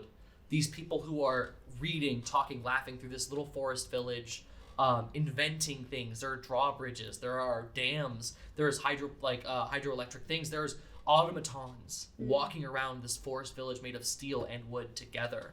And all these elven kids are running by. And she tells you the story of the elves that lived in the Elloran forest. A place where all elves, or at least the wood elves, used to live. And the wood elves used to be a very inventive people. A people that were all about, not about just being magical, but building things for magic that had purpose, even without magic. That was a big thing to elves. Their kind of magic was fine. Magic was unknown, and there was nothing quantifiable. These elves wanted known facts, and that's what invention does for them. And they wanted to do that.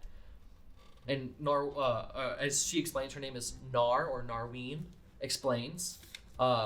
She explains that eventually the Pelosans, the humans and dwarves and the animal folk outside of the Elloran forest, wanted the elves to embrace magic. Destroy invention. Embrace only magic. Invention causes nothing but death and chaos. Whereas the elves have known invention as health, life, longevity. And when the elves said no, Pelosa went to war. Unfortunately, Pelosa wasn't very good at war. And elves, with invention on their side and magic, were very good at war. But they also had... The elves had a secret weapon. A murderous, but also life-bringing force called the Phoenix. Something that decimates lands if chosen, or regrows full forests if needed. And that was on the elf side until something happened.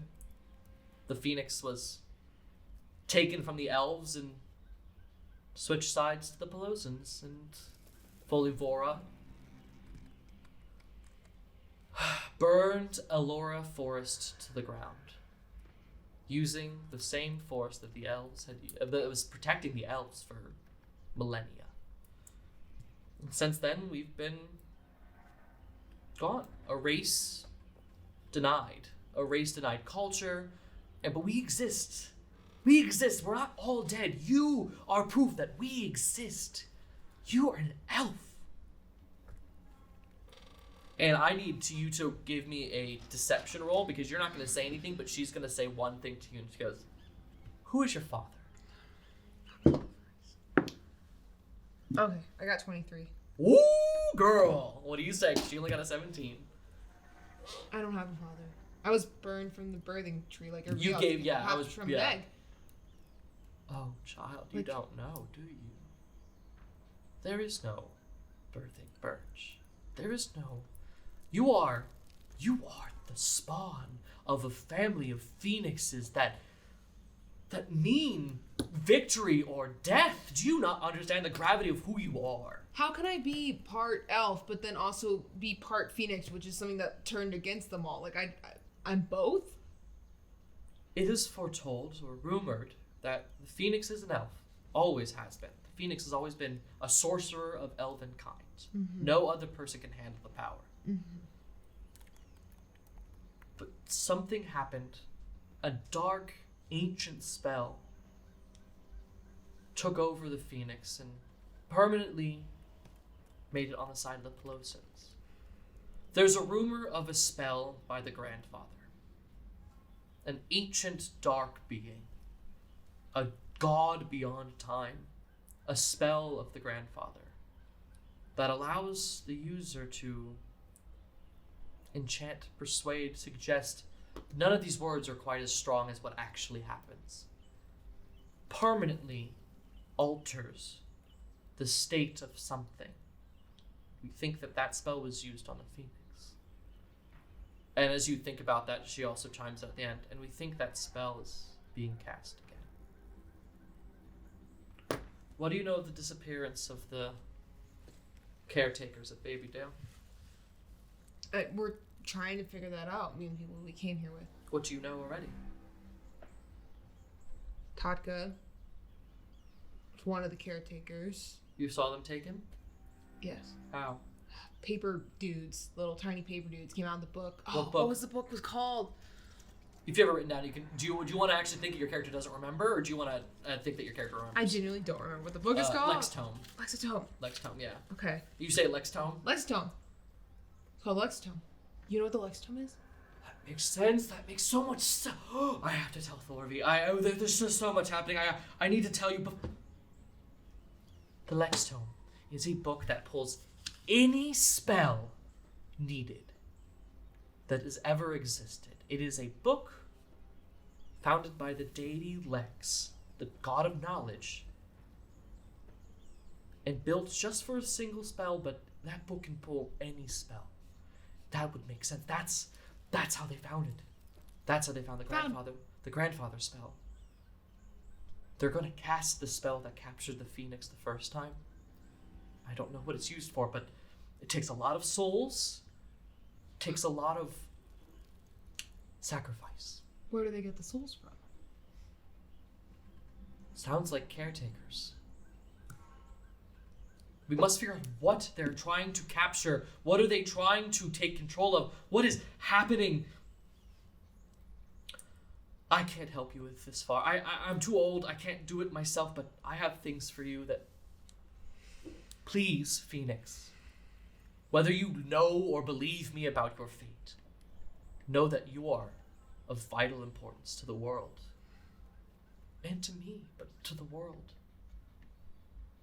I am tasking you, last of the Phoenix. Find the spell. Stop it. Save your friends, save the kids, save BabyDale.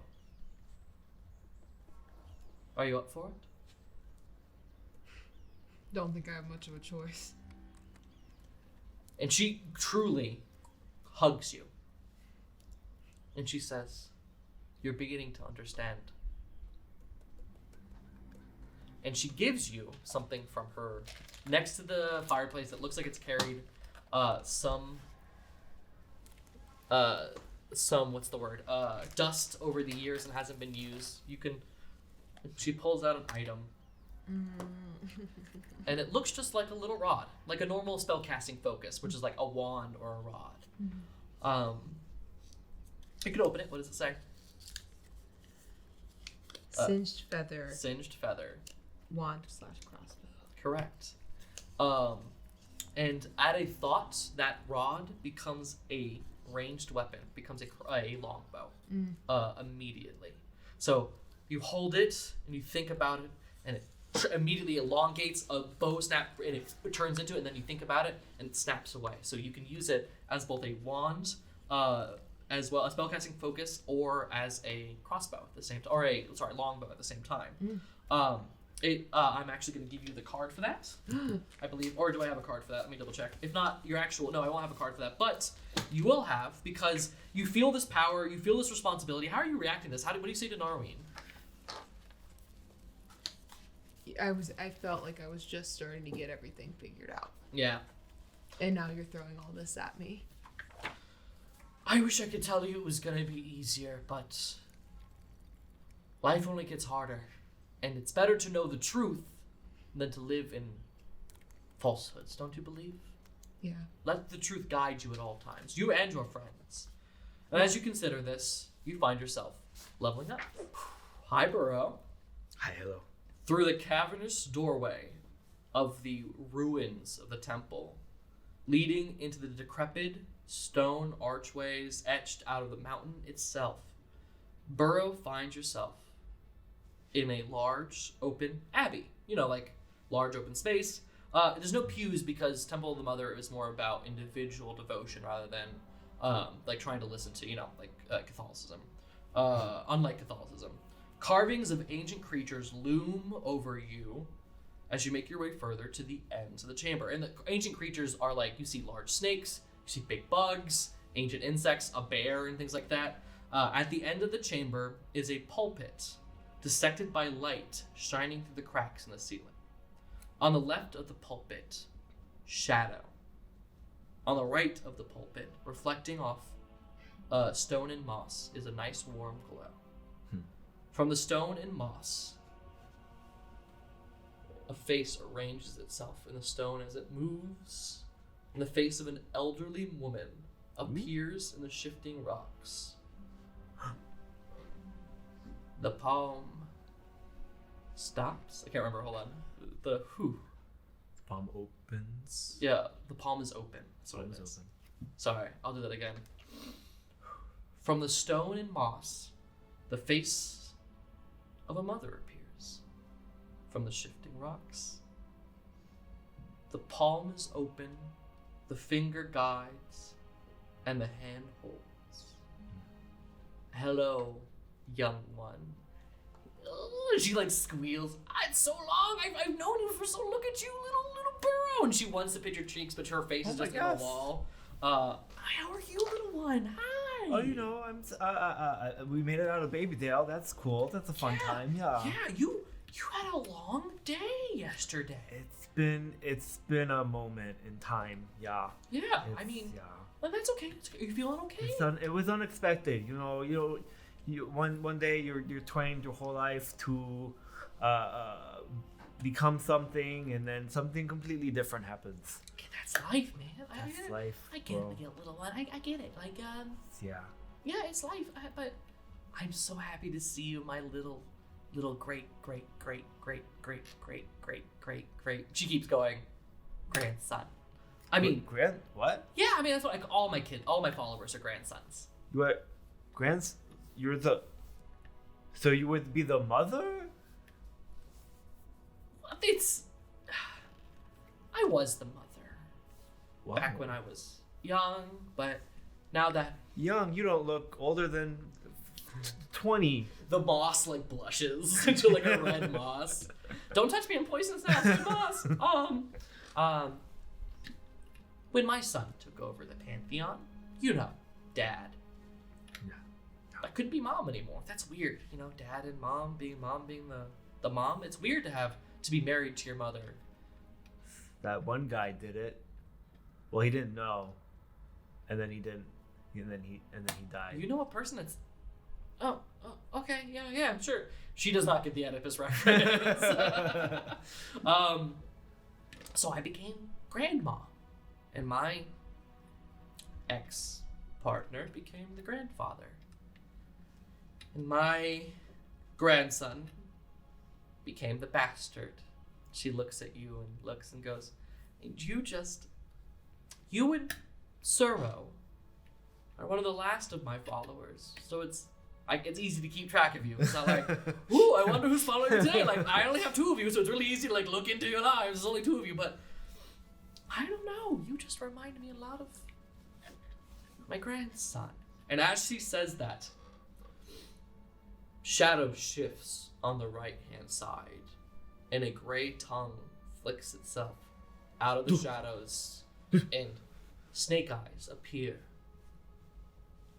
It's like looking in a mirror. That's freaking creepy, man. I don't know.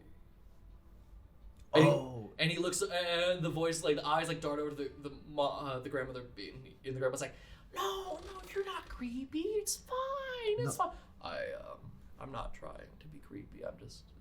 Oh, you know what? I just saw myself in you because I just did the same thing to another guy, and he said that I was scary. So I apologize for being rude in that moment. A long black snake tail winds around you, not constricting you at all, but winds around you. Death is a scary thing.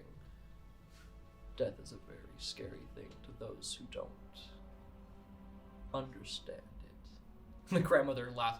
You're creeping him out! Stop it! Stop it! Look, I'm just saying. I love you, Burrow.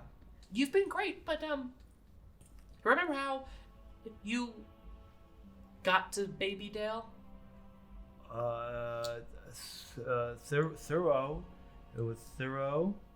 I didn't come from BabyDale. No. I was taken to it. And you say that, and you feel the snake tail rattle around you when it says that you were taken. Not by choice. Oh, not by choice. You're an interesting person, Burrow. Or, sorry, can I use your full name? A full name? Ouroboros. Oh, what does that mean? And the shadow snake speaks up. It means a lot to a lot of people. But to me, it means that we're connected in a way. Are you scared of me? Truly? Listen, I've been fighting a lot of shadow people lately, so I've kind of gotten used to the shadows, having to slap them down here and there. Oh yes, the blanket cult. You know about them? Worshippers of me. Buddy, I'm sorry. I've been slapping down some of your followers. My B. Not your B yet. You haven't been told everything. And honestly, it's not my place to tell you, but I have things to say other than that. And the grandmother speaks up and says, Look, we'll get into that in a second. Look, I gotta ask something, Ouroboros. I gotta ask you a favor from one grandmother to her favorite, I would say my favorite grandson. Don't tell people. Great grandson, because the other snakes looks at a great. I used to live in heaven. Well, the heavens. There is no heaven, but I used to live celestially above it all. You know, where all gods used to live. Okay. Oh, so all gods live celestially above the plane where we live now. Okay. I used to. Except millennia, eons ago, my ex-partner, you know him as the grandfather now, he banished me from the heavens with a commanding ritual. A ritual that he decided is a ritual that is all-powerful, that shapes and warps reality to the way we want to make it. And he made reality, and he made me fall from the celestial heavens to earth to where I am now. I'm sorry, Mother. That seems pretty tough. Eons ago, kid. It'll be fine. Eons ago, I lived with it. I like being where I am. I feel like I'm being helpful where I am. And but that same spell was used again 100 years ago to win a war that should never have been won. And now I fear that spell is being used again. Not for a third time? This reality warping command ritual thing, I don't know, words. I feel it again. Uh-oh. And I need your help because I can't do this. I can't. And she has no arms. She can't touch anything. She can't. I'm just here watching silently frozen as land, and the temple starts shaking because she's starting to get upset by this thing. Whoa, it's okay, it's okay. I need your help to stop this because nothing good comes from this spell. And it scares me. And it scares my favorite grandson, Derek. I'm the bastard mother. Derek. That makes you less creepy.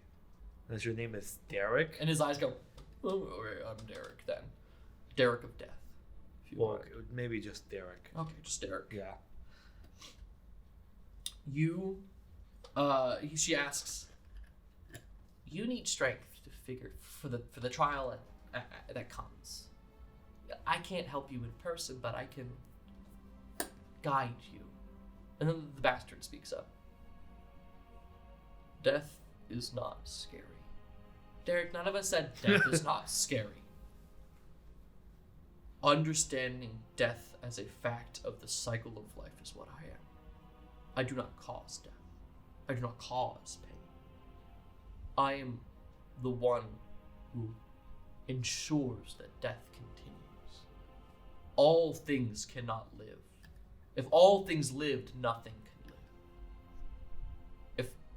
Do you get that? So you're saying someone's trying to live forever? I'm saying that I'm there to stop those who are. I am not an evil thing. I am the bastard because Dad... Like, he does that like, ugh, face. Dad decided that his followers found me creepy.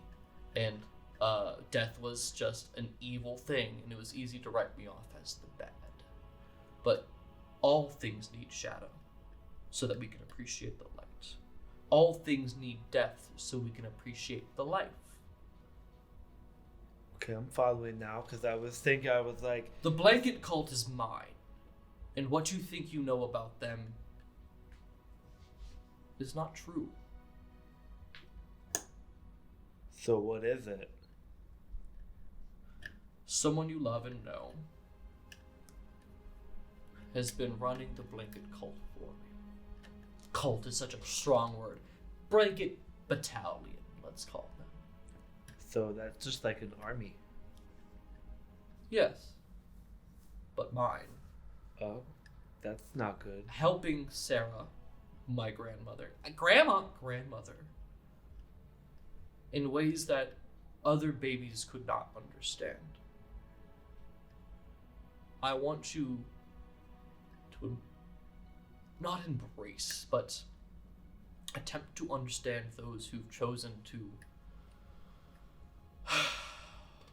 try to understand me and their paths.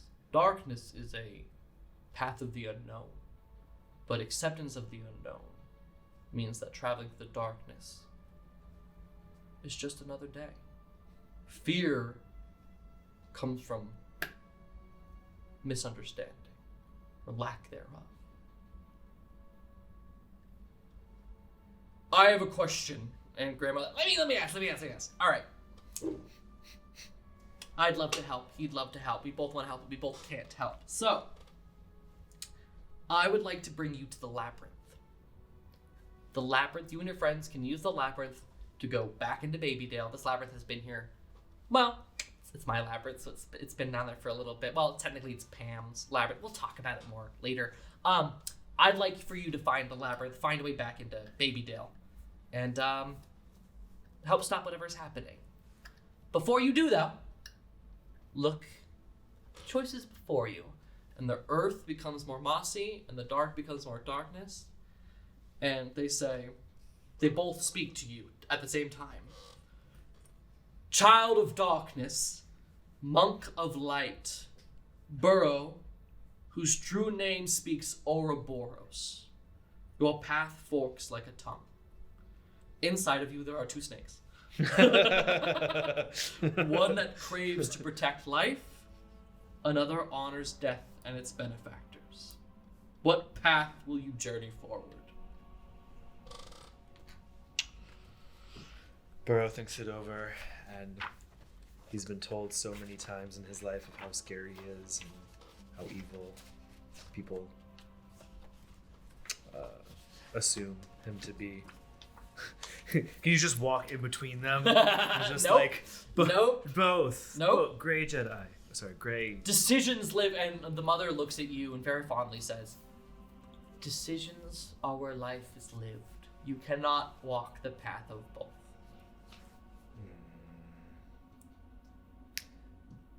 So I'm gonna go with Grandma.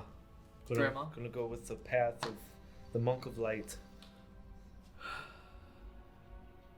And the bastard sighs, and the grandmother goes, it's okay, it's okay. He can grow. Asking a toddler to understand death, honey. And she like sweetly goes, Derek. The bastard. Derek. It's not that deep. Give the kid some time. It'll be okay. If that gives him some time, so it seems like my path is just gonna end up to the path of shadows anyway. No, absolutely not.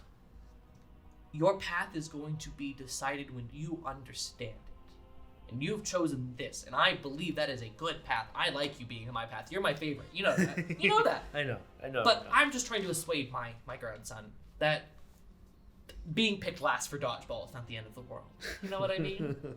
And at that point, you level up. Yay! And you are not a monk level 4. You are a snakefolk level 3 monk. Way of the open hand still. And you're a level 1 druid. But before you go, the grandma goes, oh no, I have a nice last gift for you. For my favorite godson. Or grandson. Could be both. Grandma? The stone that forms her face falls away onto the ground.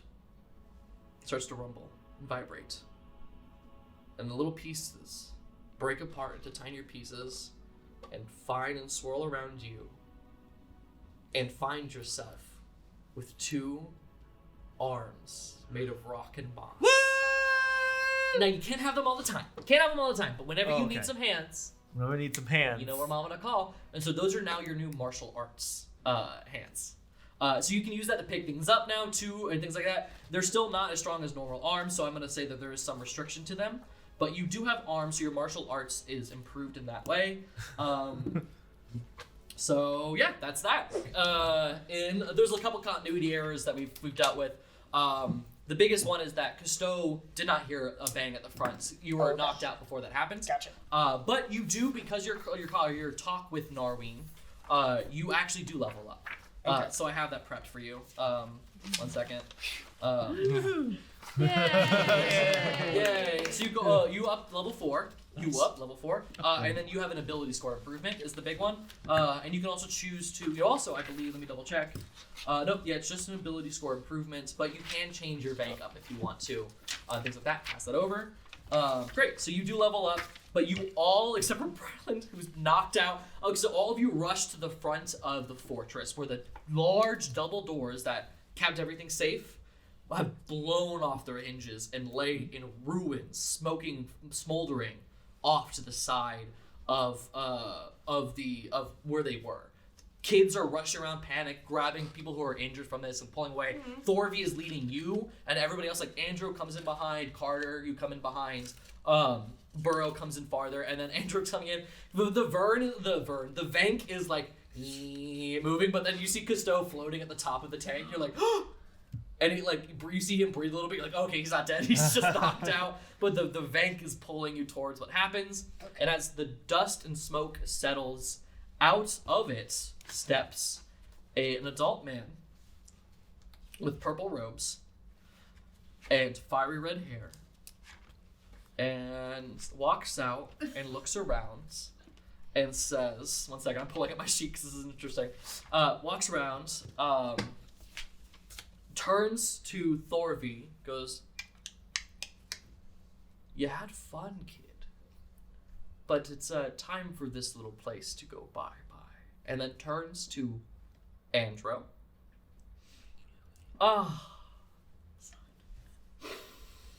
My child. What?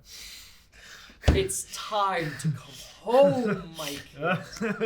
You have had a very fun day, but I understand it's some misunderstanding with some death and things like that. But don't worry.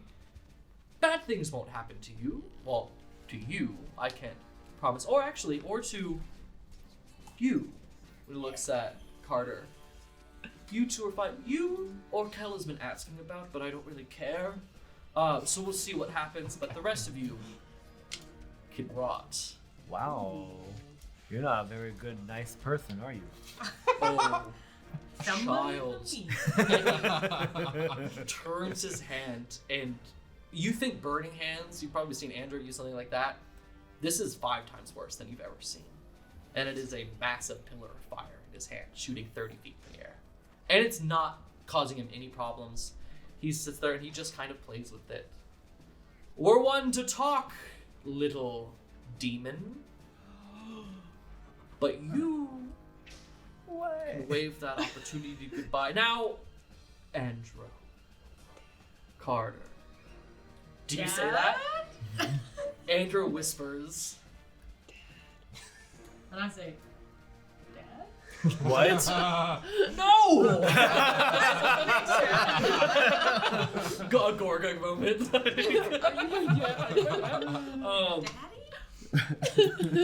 Sorry. Your presence, and she looks at Chromeal as well, is required for this evening. We don't want to be late. Come now. Do we get +1s? I'll spare this town. Well, what is this town? Looks at Thorby. Let them go. Bring them to me, whatever you feel. Fortress to be saved, you can stay here and live in squalor for the rest of your lives. I don't care. Don't give it to me. You all die a painful, fiery death. What'll it be? And he stares. I choose life. I choose life. Choose life, so you want to go with him? I guess, yeah. Good, so you stand, you walk over to Patros. Whoa. Sorry, I shouldn't say their name. Do you want to say their name? No, I need immediate action. So, like, Andro, what do you do? I assume that we all want to live. You go to Patros? Well, he said I Can can I- rot, so... Yeah, but not like What his is, hand. before we, I want to go, Chromeo, what do you do? I look to Thorby? Thorby and see like just a little cross check. What do you think, Thorby? Ooh. You have the Jupidax now. I do. And he looks at you and goes, take care of them. And he goes to his ring, which is a signet ring that is turned inwards. It's a yellow gem. Turns it out, and he looks at the red-headed man. I always knew someone like you would show up. In fact, I was warned a couple of years ago when I took over that there's a time where this is necessary. And this place can be rebuilt. It's just wood, leaves, you know. The kids can't, and neither can hope. So let's do a little something about that. Turns the ring around, it glows, his entire arm becomes a thunder gauntlet, closes his fist, thunder gauntlet, and he fully, he can't jump high, he's a fucking dwarf, but he does a tiny, like, 6-inch leap, pounds the ground, are you guys behind Thorby? He steps forward. Are you guys behind Thorby still? He does stop you. Yes, I will say, he has stopped you all from walking too far forward. You started to step forward, and then Chromeal made that moment. As he lands, the fist goes into the ground, thunder crackles, lightning erupts the ground in tremors, cracking at a line across from Patros to you all, and a gap starts to widen. Thorby looks at you all and says, "Go now." Looks to Burrow and goes, "Do you know where to go?" Yes, the labyrinth. The labyrinth. Good. Go now. And so turns to face off, and Patros takes that pillar and launches it right at Thorby, who takes that same gauntlet and flicks his hand, and it becomes immediately a shield, blocking that. Go! And do you all run? Yeah! Follow me. So the man yell smirks. something out. I wanna, Do it. What do you want to yell? I just had so much shit thrown at me in the past 20 or so minutes, and we have a lot to catch up on. We have a lot to catch up on, little one. Let's hope somebody else finds you before I do. Fireball lands next to you, and he shouts, "I think you've grossly underestimated me." And Thorby turns and goes, "Well, I just think you're gross," and launches himself at the man, and I'm gonna say Patros. Launches himself at Patros. They start slogging it out, and as that happens, all of these BabyDale guards and babies from the Dwarven orphanage file through the front doors and start fighting the kids, and you're running and going and going, and you feel a crack of thunder and then silence, and as you run and you see fighting, but you don't hear any more thunder or lightning, but you keep running, but you feel heat now searing at your heels, and you're running, but like fire is blasting to the sides of you, a lightning bolt strikes down in front of Andro, you barely miss it, and you're running and you feel like he is right on your tail, and he is there and he is mustering, he's like, "I will not lose," and as soon as before he says lose, a stilt whacks him into the side of one of the fortresses, and you turn and the little hut that you thought was just a hut on sticks is actually fully automaton, moving and spidering towards Patros. And you see Nar, this elderly redheaded woman, going, "No, so much fun in a decade!" And then she takes her hut, and the front door of the hut swallows Patros with Narween as well. And you guys are running, you're across the bridge, you're getting a labyrinth, and you see the hut explode in fire. And you made it across the bridge, you've made it inside of the temple. But you hear Narween say, "Be strong, kids! Let creation and hope guide you! Vern, take care of the little creature. I've grown to like him." And the mechanical house roars after blowing up. And then you make it to the temple, barely, and the walls collapse behind you. You duck inside, and the face of the Earth Mother appears on the wall of this ancient Earth Mother temple. What? That's Grandma. Yeah, he does. You say that's Grandma, and you do actually point. And all of you realize that Burrow now has arms made of rock. Fabled 5. Well, of my granddaughter's Fabled 5. You have my blessing. Prophecy anew. Find the source of ancient evil and rip it the root from the ground. Or else face a new reign of darkness and loss. Find your way through the labyrinth of Pam, the chambers of knowledge, and up to the birthing birch. To BabyDale you go, and become the heroes you were always meant to be. And her mouth opens really wide into a passageway of stairs that lead down. Do you venture?